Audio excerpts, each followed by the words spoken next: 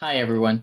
Welcome back to Bufnagle the podcast, where we explore entertaining and enlightening discussions of the adventure of life and all things good.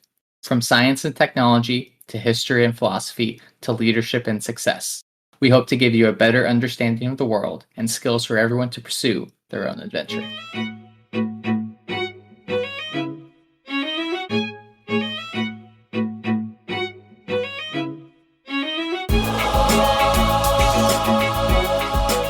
It's better you don't have video.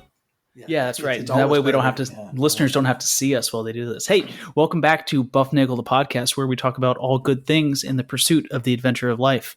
I'm your host, Harry. I'm joined today, as always, by Rafe. And, Rafe, I think we've got an absolutely amazing show today. We actually have a guest speaker on with us. So we have a 3-person podcast. Yeah, this is a phenomenal thing. We we have had numerous big brain smart heads, and they just keep on coming. There's no limit to the big brain smart heads, and we have a tremendous one with us today. But before we get started, I got to thank our listeners. Without our listeners, we got nothing. So we really appreciate you guys here. You have made us a global top 10% podcast. Remember, if you need to chat with us, send us a note at bufnagle@bufnagle.com. Remember, hit subscribe, hit the like, hit the smiley star, tell your neighbors, tell your friends. Graffiti on train cars is good. Listen to the buff. That would be a nice thing. As long as you're willing to polish it off afterwards. Yeah, but we didn't tell you to do that. All right. So but feel free to whatever artistic medium you need to use to get to share the buff, share the love. That's the one we want you to use. And if you want to write us a review, that'd be a great thing too. And remember, you get a friend to listen, and you'll get a free episode. That's right. And there's nothing better than a free Bufnagle episode. Harry, if you're doing a lot of podcasts or even listening to a lot of podcasts, you're going to get thirsty. And you know what you're going to need? What's that? A smoothie. Oh, yeah. You know what? I know what you need. You need the BlendJet 2. It's portable, so you can blend up a smoothie at work, a protein shake at the gym, a margarita on the beach, or in your kitchen while you listen to the buff. It's small enough to fit in a cup holder and powerful enough to blast through tough ingredients like ice and frozen fruit with ease. It's whisper quiet, so you can make your morning smoothie without waking up the whole house. And it lasts for 15 plus blends, recharges quickly via USB-C. And best of all, it cleans itself. Just blend water with a drop of soap and you're good to go. It's all clean. Squeaky clean. You know what? They got all kinds of colors, all kinds of patterns. I like to use just simple black. It's classy. Well, that's because you're a classy guy, Harry. But you know what? Regardless of what kind of class level you have, there's a BlendJet 2 smoothie making blender for you. So the question is, what are you waiting for? Go to the blendjet.com link in our description below and grab yours today. Be sure to use the promo code BUFNAGLE to get 12% off your order and free 2-day shipping. No other blender in the market comes close to the quality, power, and innovation of BlendJet 2. They guarantee you will love it or you will get your money back.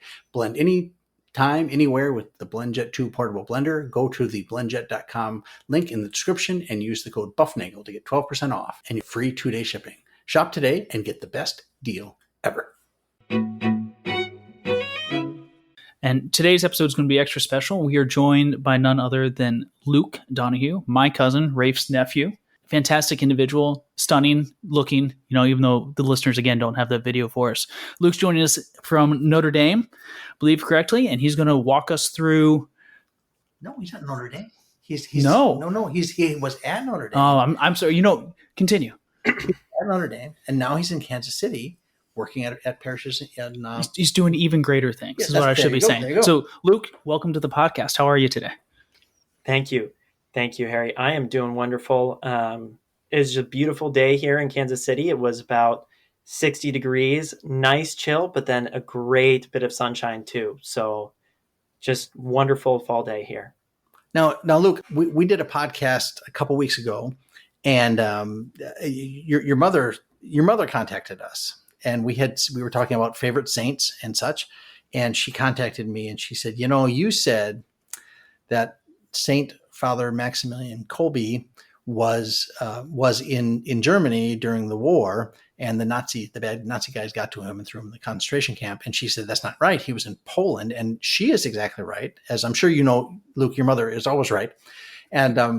But she said the person who knows the most about Saint Father Kolbe is Luke. So you should contact my son, Big Brain Smarthead Luke, and get him to talk about Father Kolbe. And that's why we brought you in today. So we would like you tell us about Father Kolbe, the story of how he got to be who he was, his time in the camp, his eventual martyrdom, and then the process that went on after that. Do you have that kind of information?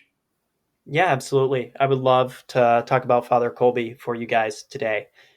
So it really all starts back 1894. He's born in Poland.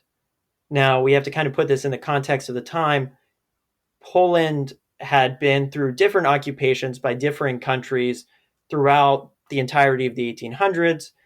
At that point, I'm not really 100% sure of exactly what it was, but it wasn't Poland as we know Poland today. Even though the nationality and the group of people who are Polish existed, and they were all together there in Poland, and there was a Polish culture and a Polish heritage, they weren't really the same United Nation of Poland that we know today. Well, that's how all Europe went, right? I mean, it took a while to consolidate these countries into what we know of them now, and Poland was no different. Poland, regardless, sits east of Germany, right? Yes, sandwich. What a wonderful sandwich between Germany and Russia in the early 1900s. So there's Poland stuck in the middle with you, as they say. Yes, and one of the interesting, very side stories is that when Father Kolbe was on his way, it was either to or back from the missions in Japan, someone asked him, "Where are you from?" And he said, "I'm from Poland." And they said, "I've never heard of Poland. I don't think Poland exists." But I mean, that just kind of shows how they had this national pride. They knew who they were, but the world didn't always see that the same way. So he was you said born 1894, you said, right? Yes, and then he grew up in Poland, and he did some missionary work in Japan. Yes, he did. Yeah, so really, to put his whole life in perspective and eventually get on to his martyrdom, I want to tell you guys a story about when he was little, before he was Father Kolbe. At that point, he was just Raymond. And he had upset his mother, done something wrong, as all little kids do. And his mother looked at him and said, "What will become of you, Raymond Kolbe?" And so he said, "What will become of me?" And he was a very devout young child. And so he went off and he prayed. And when he prayed, he had a vision where he saw the Blessed Virgin Mary, the Mother of God, the Mother of Jesus, appear to him. And she was holding two crowns. There was a white crown, and the white crown symbolized purity, virginity, that he would give his whole life to God. And the red crown symbolized martyrdom. And she said, "Which one will you choose?" And it kind of shows St. Maximilian's personality that he said, "I want both." And that really set him up his whole life. He was like, "I want more. I want to do everything I can for God. I'm not going to settle for less." So that really kind of shows his personality, and then shows how that's going to develop throughout his life, both as a missionary, when he's suffering from tuberculosis, and how he's working with people even in the hospital to help them grow closer to God.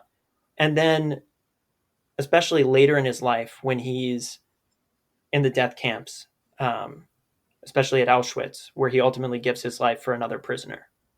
So he's a young man. He goes, when do young men in the early 1900s go to the seminary? Was that a thing he took on in his teens? And when did he go to Japan? And when did he come back? And yeah, so I think he was in his mid-teens when he entered the seminary. At that point, I mean, 1900s, early 1900s, I think it was 1908. That is a pretty typical age to enter the seminary as a young man. And so he spent several years in formation where they were teaching him more about God, teaching him more about prayer. He was learning more about himself and how God was calling him to live.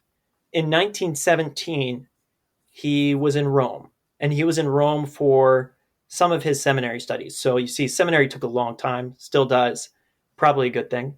And so he was in Rome, and when he was there, he saw an anti-Catholic protest. And there were a lot of things that people were saying and signs that people were holding and everything. One of them, for example, if you guys know of St. Michael, the icon of St. Michael is St. Michael killing the devil. And so it's him crushing the devil, stabbing a spear or a sword into the devil. So these anti-Catholics decided that they would take the image and invert it.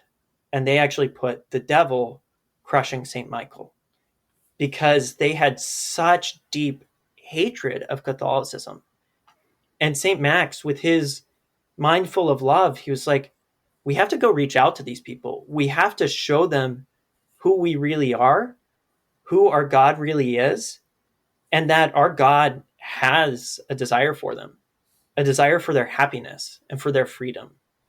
And so he said, it kind of looks like the devil has an army.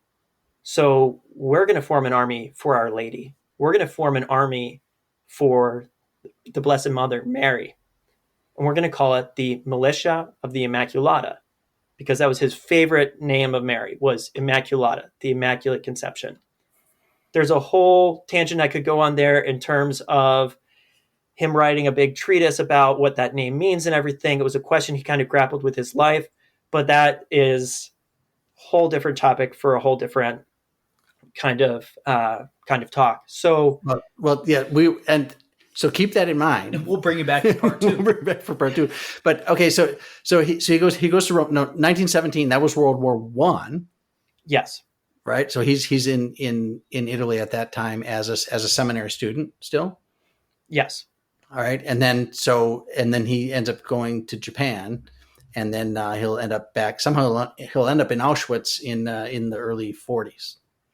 Yes. And so he had actually, at one point while he was in seminary, he thought about leaving the Franciscan order. So he was with a group of other men that followed a common rule that was based on a rule written by St. Francis in about 1200.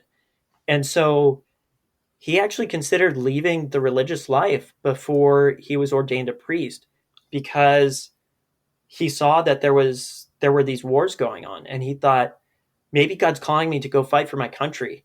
And he actually was on the way to go tell the superior, the person in charge of the seminary, to say, hey, I'm leaving the seminary. And it was something like he ran into his mother who had come to visit, or he got a letter from his mother, and then he decided not to leave the seminary. So thanks, Mom. Yeah, exactly. Thanks, Mom, because of her, we have an amazing saint. So he was in the seminary. He was ordained a priest shortly after that time, shortly after 1917. And then he said, okay, one of the things I want to do with my militia is we want to start a magazine. It's like, we want to tell everyone about God. We want to tell everyone about the Blessed Mother and about how much she loves us and just how amazing of a life we can have when we live it with her and for her and through her for Christ, for the Lord. So he started this magazine, and very early on, it outgrew the little print shop in the friary. It's called a friary because that's where he and the other friars, the other brothers, lived. It very quickly outgrew the... Yeah, it's not like the friary like at McDonald's where they make the fries. Yes, no, not like that kind of friary. Okay. I didn't make sure we got it. Yeah, okay. Yes. So they quickly outgrew that little print shop, and so they wanted to found their own friary, their own monastery-like building where they would have an even bigger print shop. And so they went and they asked permission. They got permission to start it. This was around 1921, 1922. Very quickly, they became the largest Polish language magazine throughout all of Europe. They also started one in Latin that they distributed to seminarians. And St. Maximillian Kolbe, he was just on fire. He said, anything that we can do, we're supposed to use all licit means. Anything that is good, we should take that and we should use that for God, because that's why he gave it to us. And so he said, we're going to go out to the whole world. And so very early on, I think just a couple of years after they had founded this monastery, he said, we're going out to Japan. And so he went out to Japan. He visited a couple other missions. He almost established a mission in China. They tried, but it didn't quite work for logistical reasons.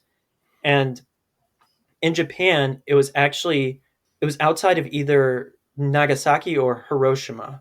I can't recall exactly which one, but they founded it right outside of the city.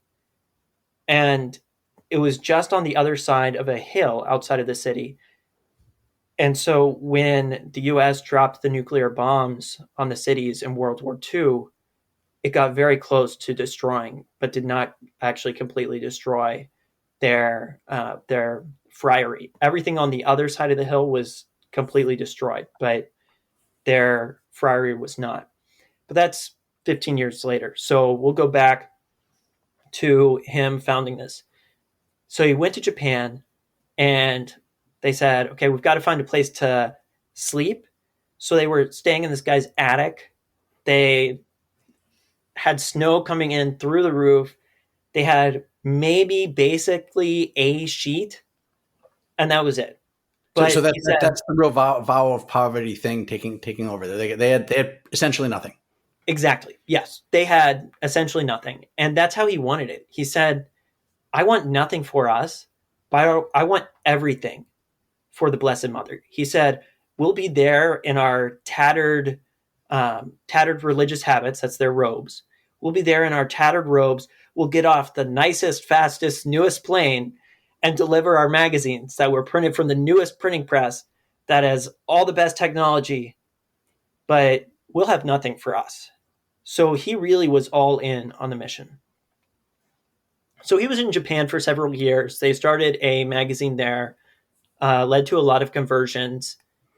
And then he got called back to Poland a couple times to participate in some councils, talk with the other Franciscans and figure out how we're going to organize stuff in Poland.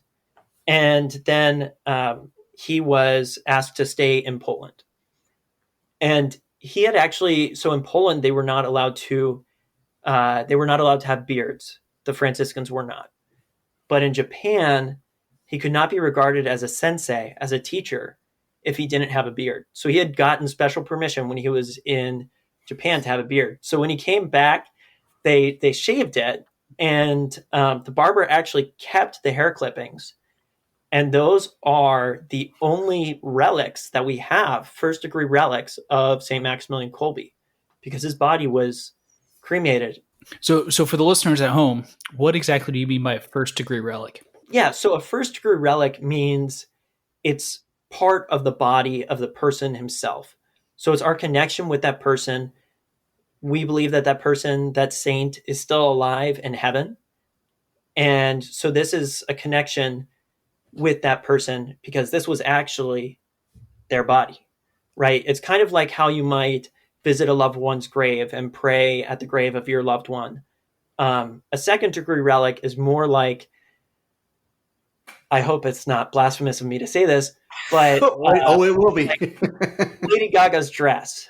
You know, people love celebrities' clothing, and they're like, "Oh, we want the dress that used to belong to Princess Diana, or the hats that belonged to the Queen, and Lady Gaga's shoes that she wore on stage this one time."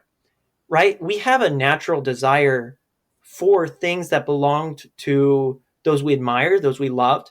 And that's what a second-degree relic is, except instead of Lady Gaga, it's St. Peter or the Blessed Virgin Mary. So these are clothes or something that has directly touched the person while this person was alive on earth. So are there third and fourth degree relics, or is it just You do hear the term third-degree relic.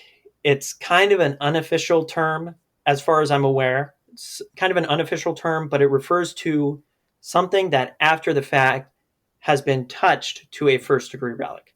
So if I were to take my rosary, I were to go to Notre Dame, they have hundreds of relics there.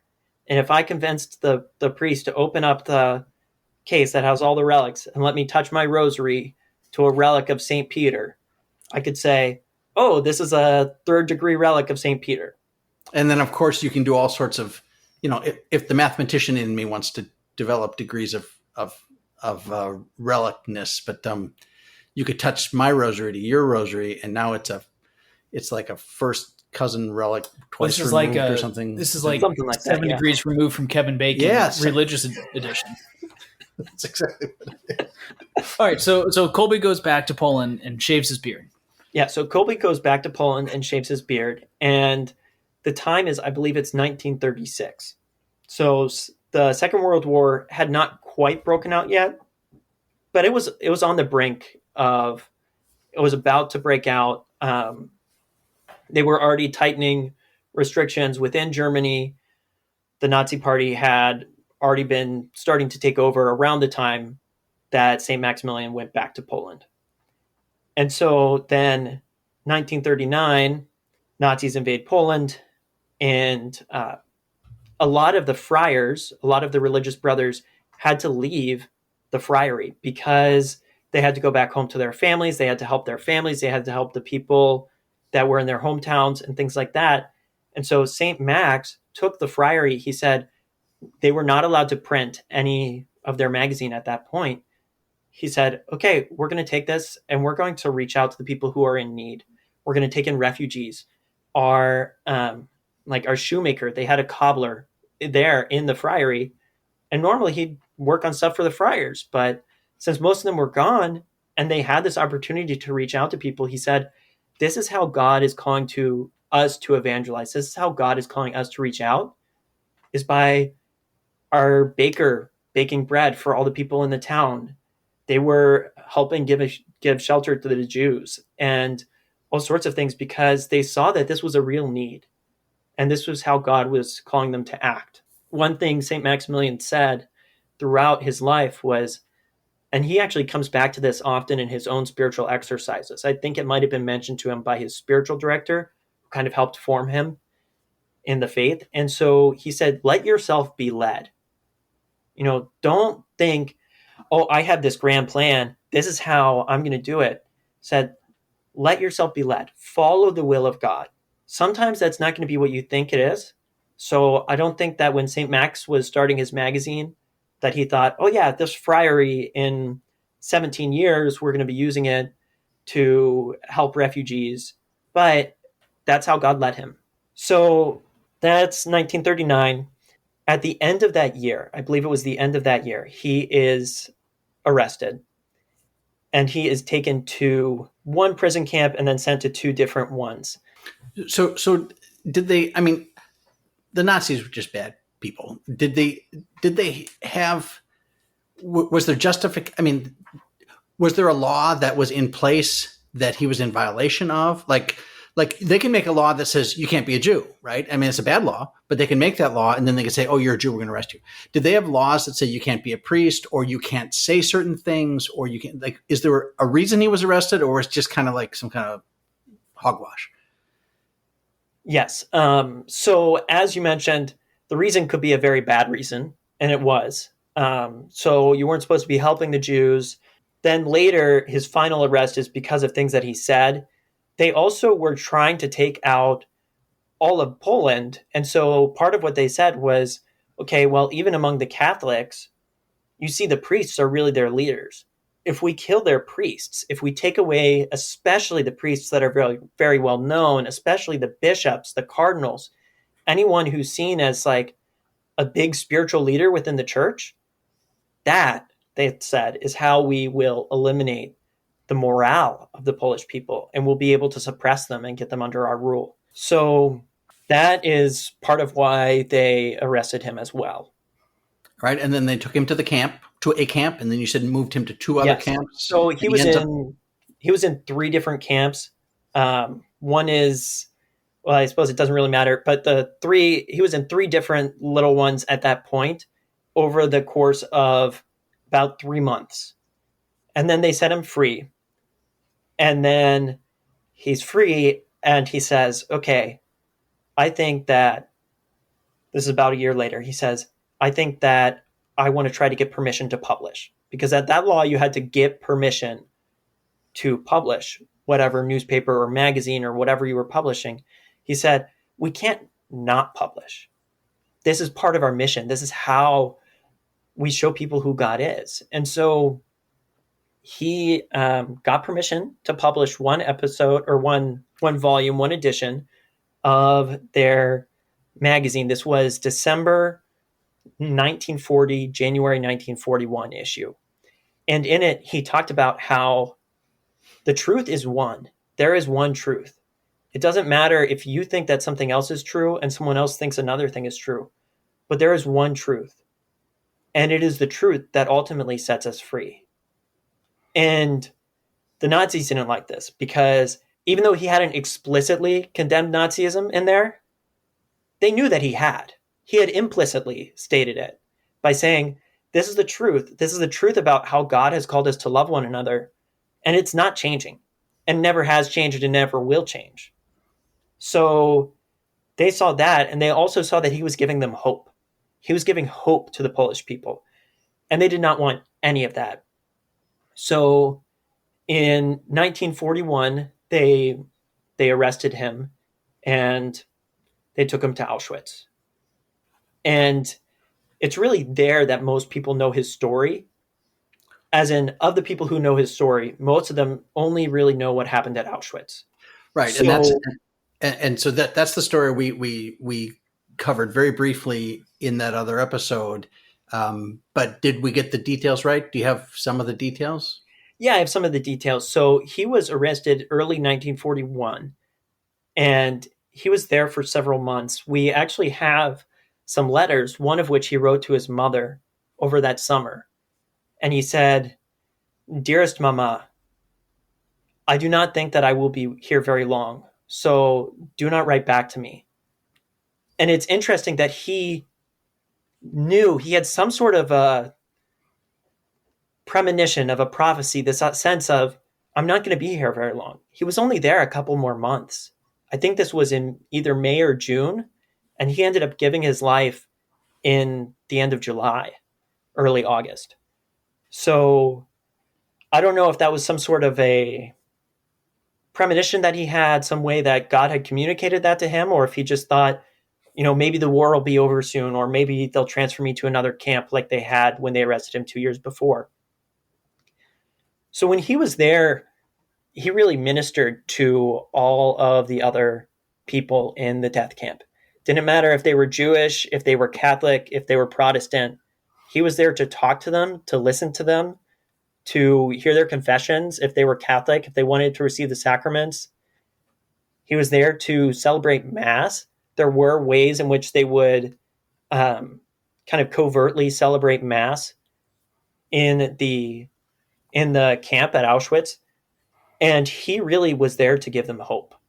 And it really upset all of the guards, but they didn't feel like they could do anything about it, because the more that they tried to break him down, the stronger he got.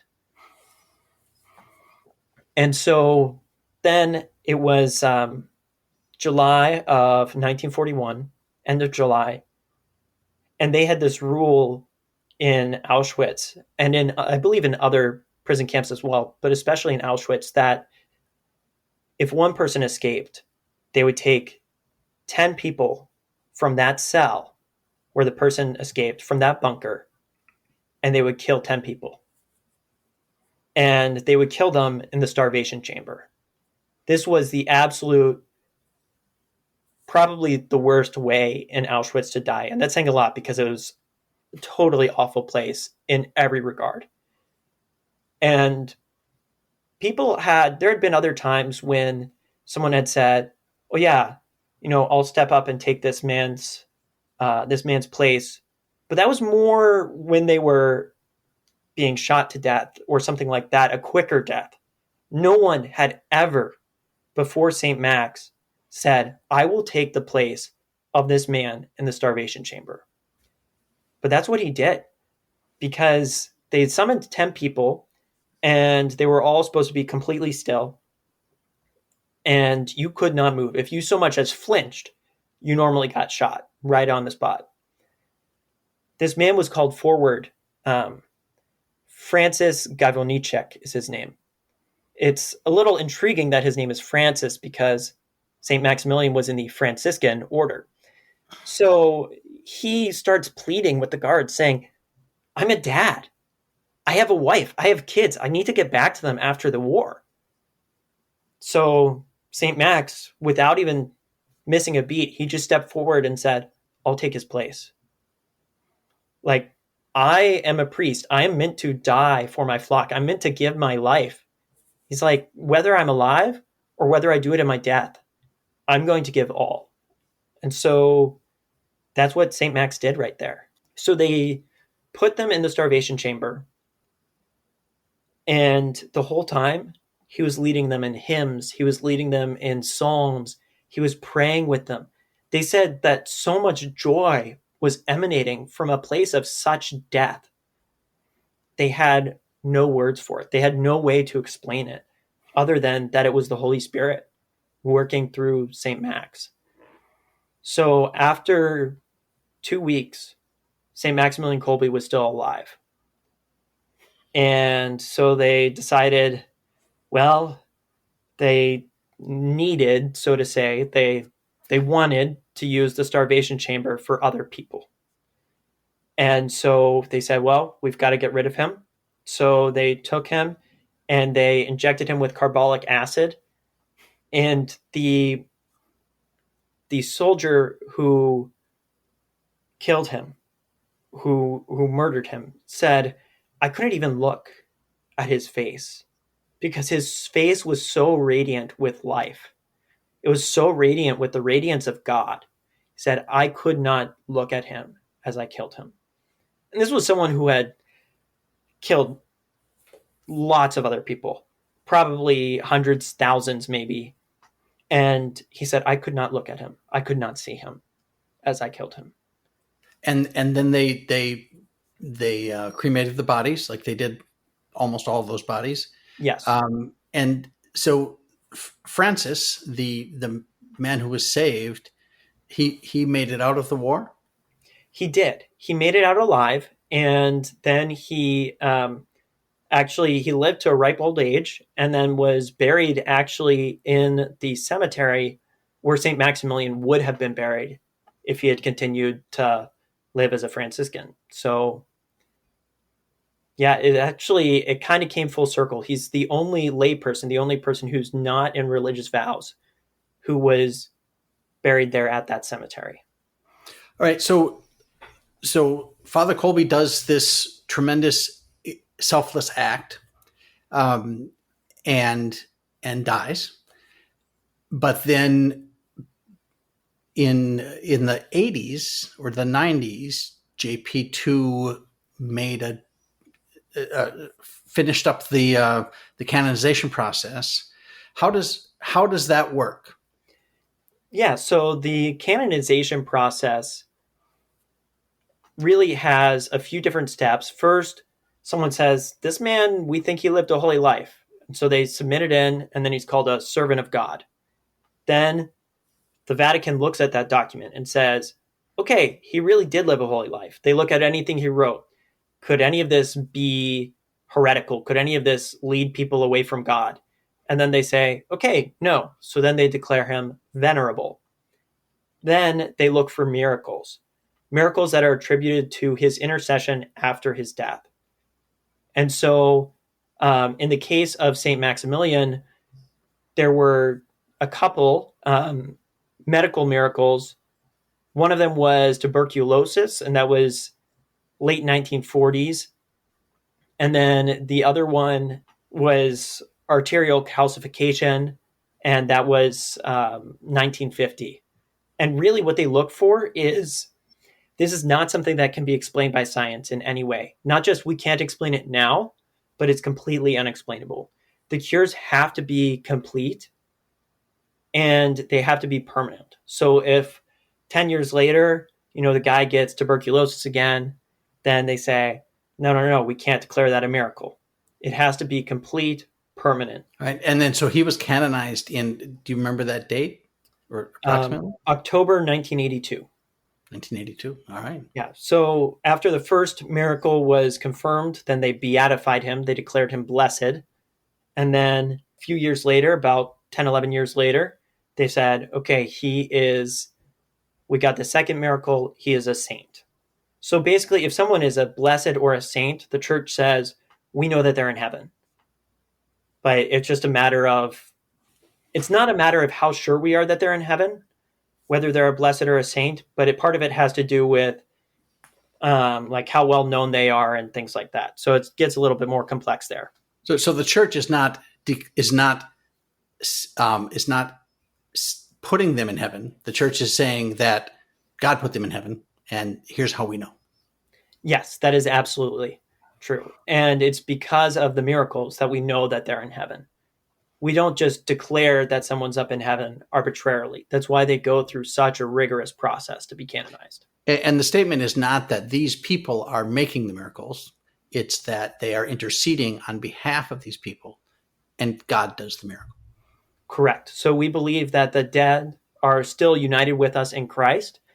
And if they're in heaven, I mean, much like how I might ask one of you to pray for me and anyone listening to this to pray for me, right? I also would ask the saints to pray for me, because who better than someone who's up there in heaven with God? So we know that their intercession is powerful. Their prayers for us are powerful. And when we see that power through a miracle that God works in someone's life, we can state, yes, this man is for sure in heaven. So, Luke, you mentioned that, I want to bring it back to St. Kolbe here for a second, that he was canonized in 1981, right? 1980 by 82 by St. JP2. But there's some talk in some circles, there's the standard process that you just talked about, and apparently there's also the process of martyrdom, right, where you die for Christ and in a state of grace, and therefore are in a way, I'm going to do air quotes of automatically a saint. It's like a free pass to heaven, right? Was Saint Max Kolbe a martyr? So this is actually, was somewhat of a debate during his canonization process. Should we consider him a martyr? Because the way that someone's typically named a martyr is you are killed directly for the faith in Christ that you profess. And we know that that's why you are killed. With St. Maximilian, they said, well, he's kind of a martyr because it was his faith that caused him to give up this life, and his charity, his love for this other man. But then they said, more than that, the whole reason he was in the death camps was because he was a Catholic priest, was because he had written about the truth. And so ultimately they did declare him a martyr of charity, who had given his life in love for this other man. Excellent. Thank you. All right, that's wonderful. All right, so we're going to keep Luke. Thank you, thank you for coming. And like I said, it's always good to see you. And like I said, thank you for being here. And say hi to your mom, say hi to your dad and your brothers and your sister-in-law and all your whole crew. And we're going to keep Luke on the Big Brain Smart Head speed dial. That's right. So if someone's got questions they want to send to the Lukester, send them to us at bufnagle@bufnagle.com, and we will get Luke, and we'll have a special Saint Maximillian Kolbe Luke edition. Luke takes questions and answers edition. We'll have that in the future. Otherwise, Luke, thank you for being here. Thank you, Uncle Rafe. Thank you, Harry. It is, as always, so great to talk with you guys, and an honor to be on your podcast. Thanks, Luke. We really enjoyed having you here, and we remind all of our listeners to seek the good, be the good, and spread the good, and enjoy the adventure of life. Do, do, do, do, do, do, do, do, do, do, do.